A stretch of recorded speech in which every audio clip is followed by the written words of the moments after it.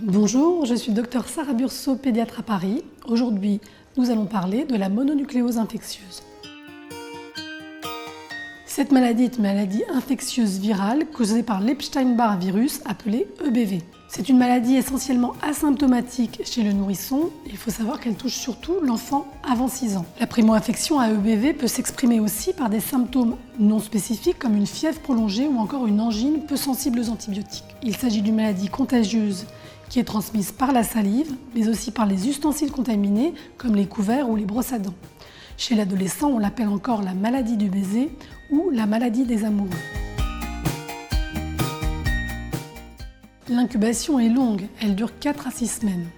Puis la maladie est l'essentiel du cas asymptomatique. Chez le grand enfant, quand elle est typique, elle se manifeste par une angine très douloureuse avec une fièvre élevée à 40.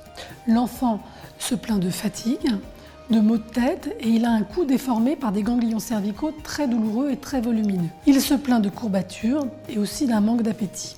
Dans certains cas, la maladie s'accompagne d'une éruption.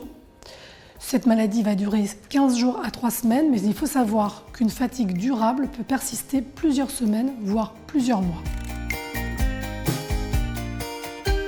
Le diagnostic sera évoqué par votre médecin en consultation devant une angine avec des dépôts blanchâtres sur les amygdales, des adénopathies cervicales douloureuses, il peut y avoir aussi une rate augmentée de volume, ainsi qu'une éruption favorisée par la prise d'amoxicilline. Lorsque le test de diagnostic rapide des angines streptococciques est réalisé, il est négatif.